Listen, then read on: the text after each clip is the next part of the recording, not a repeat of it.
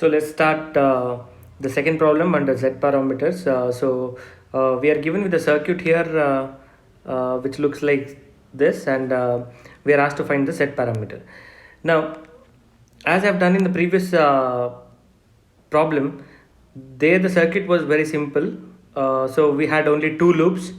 We could write the KVL and get the values of Z11, Z12, Z21, Z22. That is Z parameters basically. So now there are three loops. See, this is loop 1, loop 2 and loop 3, right? So instead of dealing it with the three loops, let us try to reduce the circuit into two loops. Okay, so as you can see here, this happens to be a delta network, right? So I'll rewrite the circuit basically. So I can rewrite it as, so we know that these 2 points are shorted, right? This point and this point are shorted. So I can rewrite the circuit in between as,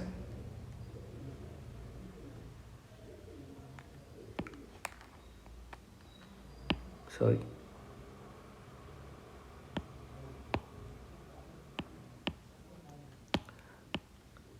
so I'll be writing this resistance here, which is 1 ohm, okay?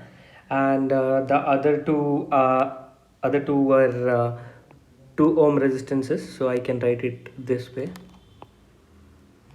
So one is this, the other one is this. So this is 2 ohm and this is 2 ohm. Now I can reduce this delta network into a star network, which will be coming like this: one resistance here, one resistance here, and one more resistance here. So the value of this resistor is uh, multiplication of neighboring resistors, that is, one is this and divided by sum of three resistors. So this resistance will be 2 into 1 divided by 2 plus 2 plus 1, that is 5. Okay, so this resistance is 2 by 5. Similarly, this resistance would be 2 into 1 divided by 5, that is again 2 by 5. This resistance would be 2 into 2, neighboring is this 2 and this 2, 2 into 2, 4 divided by 5, right? So if I reduce, if I change the delta network to star network now, what I get is, I'll remove the delta network and I'll remove all this extra work which I've done, right? I'll rewrite this star network. That would be, even this resistance will go off, right? So what I get is,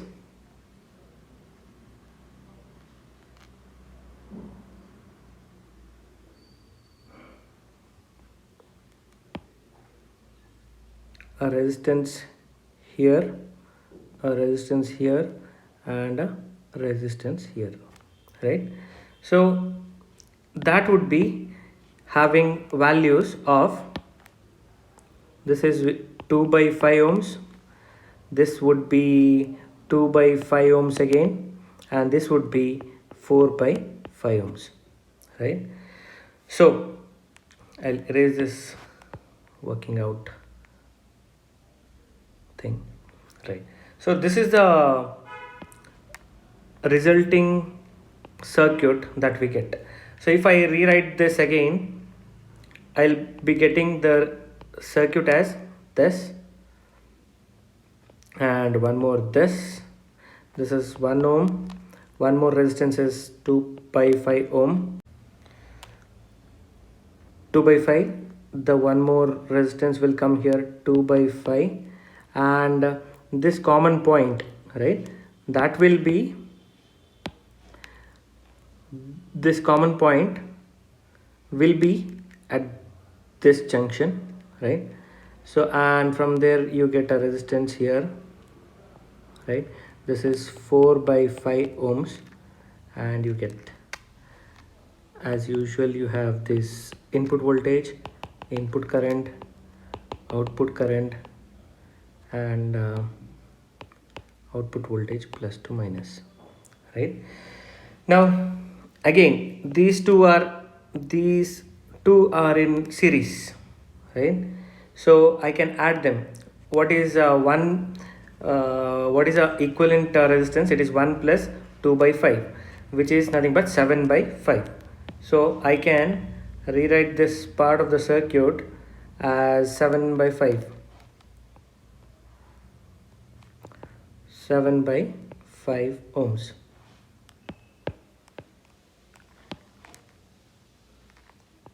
By 5 ohms. Now we have got a circuit which is having only 2 loops.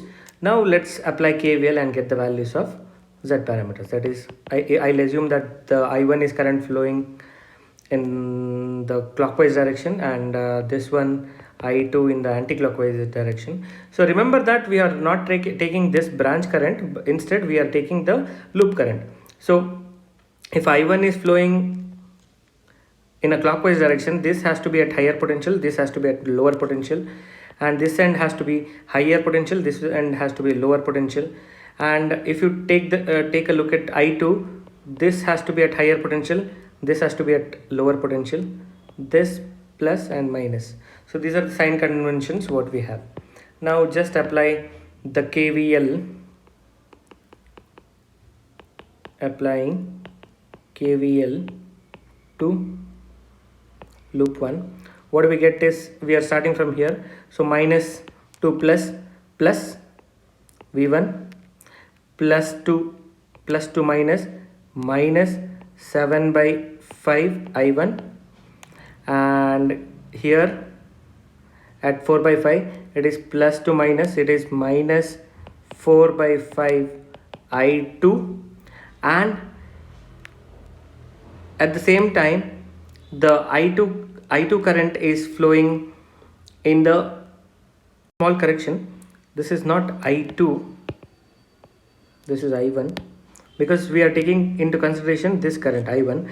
So plus to minus 4 by 5 I1, and when you traverse to the clockwise direction, you get the I2 current flowing in this fashion from plus to minus again, and you know that plus to minus is minus, it is 4 by 5 I2 is equal to 0. See, if you have any doubt regarding this delta to star conversion, please have a look at my previous videos in the playlist, as well as applying KVL. This is a simple KVL which is applied to the loop, applied through the loop. So if you have any doubts regarding applying of the KVL or conversion from delta to star, please look into my previous videos. Now rearranging this, V1 minus 11 by 5 I1 minus 4 by 5 I2 is equal to 0. So I'll rearrange this. V1 is equal to 11 by 5 I1 plus 4 by 5 I2. Right? Now this equation is in the form of Z parameter. I mean, we wish to have a equation that is in the form of the Z parameters, which is nothing but V1 is equal to Z11 I1 plus Z12 I2, and V2 is equal to Z21 I1 plus Z22 I2. So this is about applying KVL to loop 1. Now applying KVL to loop 2, we'll go in the anti-clockwise fashion. Loop 2 is this I'm talking about. So here, if you start from this point, minus to plus, it is V2 because there is gain in the power. Then plus to minus, at this point it is minus 2 by 5 I2 plus to minus 4 by 5 I2. You have when you traverse through the 4 by 5 ohm here, you have another current, that is I1 flowing from downward fashion only. So its polarities are given this side, so plus to minus again, it is minus 4 by 5 I1 is equal to 0. So if you rearrange this, V2 is equal to 4 by 5 I1, and you get 6 by 5 I2, right? This becomes the second equation. Now you compare these equations with the standard Z parameter equations which are present here. This is the first one, or I'll write it as 3 and 4. So you can compare 1 with 3 and 2 with 4. So all this while, whatever manipulations we have done from the 3-loop circuit to the 2-loop circuit is just to get the equation in the form of Z parameter. So if you compare these two equations, that is 1 with 3 and 2 with 4, you get Z parameter as, in place of Z11 you have 11 by 5, in place of Z12 here you have 4 by 5, in place of Z21 you have 4 by 5,